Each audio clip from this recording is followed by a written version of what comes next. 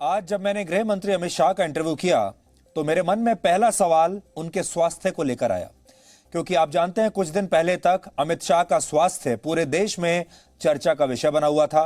अपने खराब स्वास्थ्य की वजह से वो कई दिनों तक लोगों की नजरों से दूर रहे और इसका फायदा उस समय उनके राजनीतिक दुश्मनों ने भी उठाया था और उनकी सेहत को लेकर अलग अलग अटकलें इस देश में लगाई गई।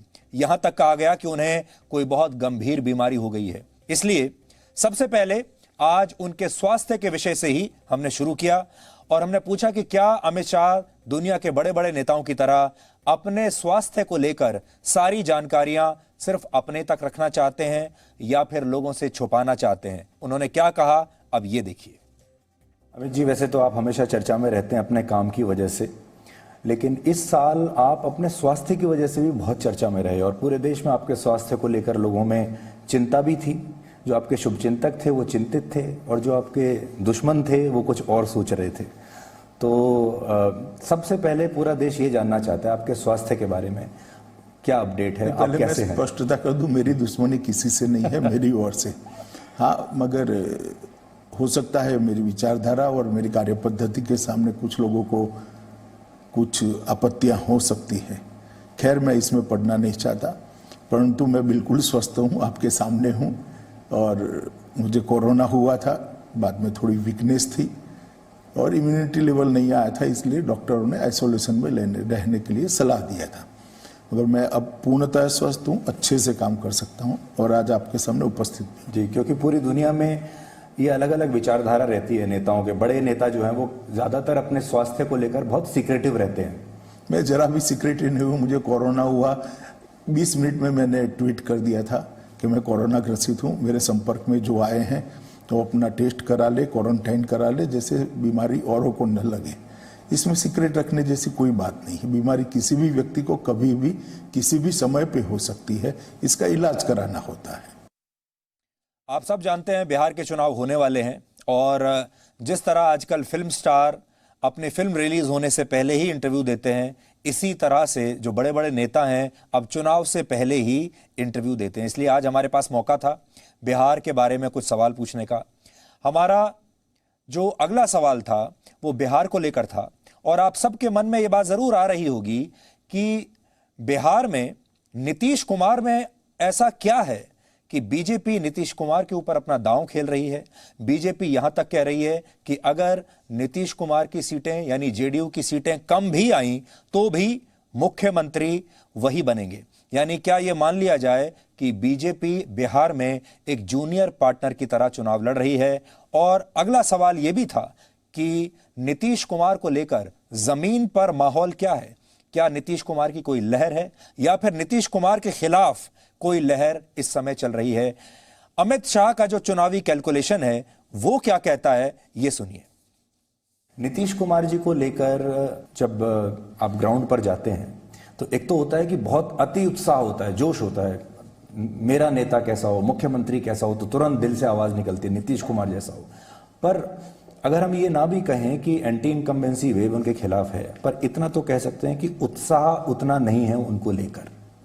इसका आपको नुकसान होगा? मैं ऐसा नहीं मानता। देखिए, बिहार की जनता कांग्रेस के अंतिम 10 साल, लालू प्रसाद जी के 15 साल और नीतीश कुमार जी के 15 साल का कंपैरिजन जरूर करेगी।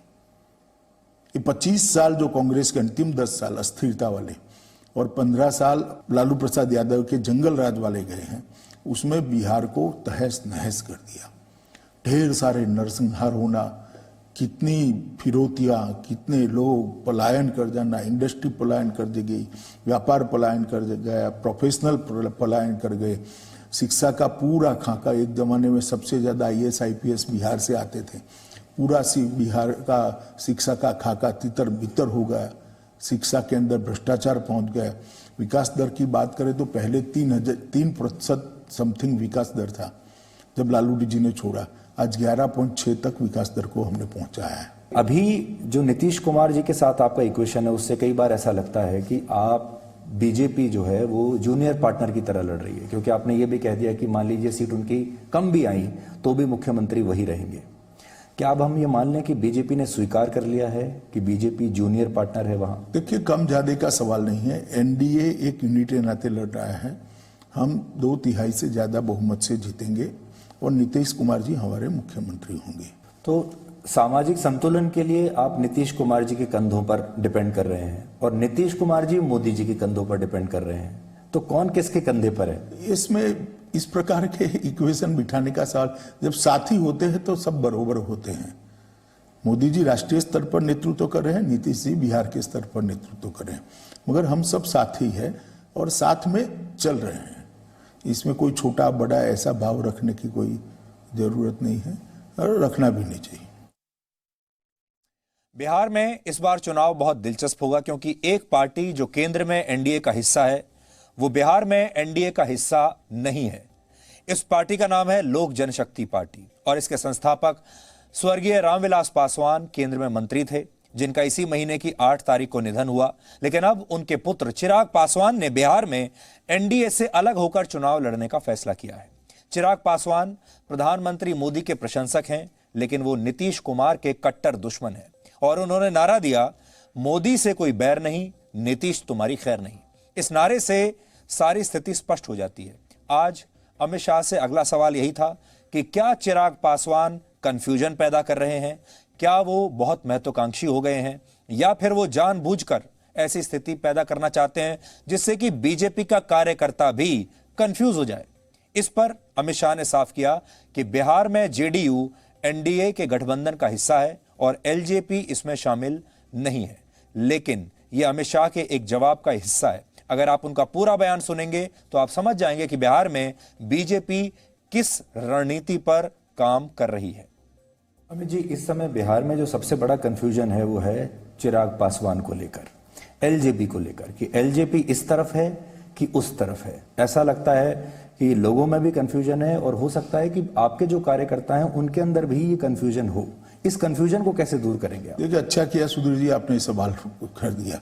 एलजेपी की ओर से मैं कुछ कह नहीं सकता क्योंकि मैं एलजेपी पार्टी से मेरा कोई उनकी ओर से बोलने का अधिकार नहीं है, परंतु एनडीए और भारतीय जनता पार्टी की ओर से मैं स्पष्ट करना चाहता हूं कि एलजेपी बिहार चुनाव में एनडीए का हिस्सा नहीं है।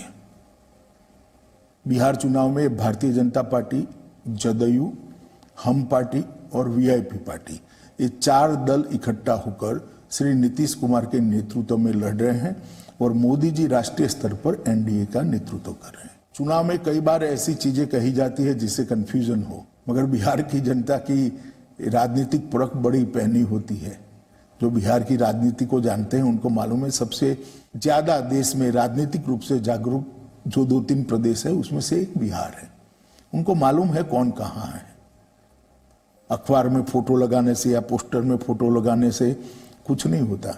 मोदी जी जाएंगे, मैं जाऊंगा, हमारे राष्ट्रीय अध्यक्ष जी जाकर स्पष्टता कर कर आएंगे, ये कोई छिपी रहने वाली बात नहीं। ये तय है कि नीतीश कुमार के नेतृत्व में है, हम एनडीए की लड़ाई लड़ रहे हैं जिसमें एलजेपी कहीं पर भी नहीं है।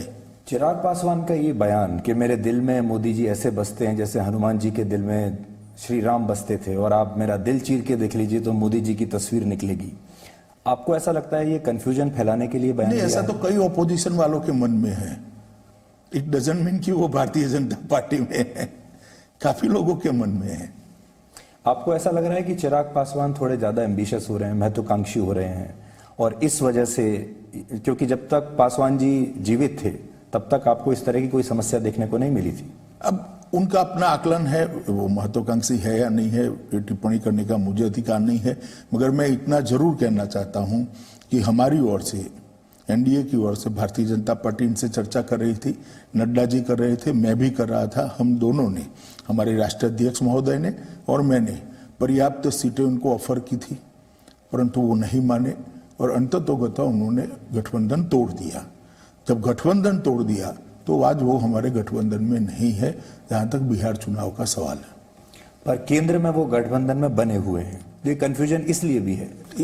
अभी बिहार चुनाव का समय है, उसके बाद जो स्थिति स्पष्ट होगी इस पर ज्यादा स्पष्टता होगी, परंतु मैं इतना स्पष्ट कर देता हूं कि बिहार के चुनाव में लोजपा एनडीए का हिस्सा नहीं है।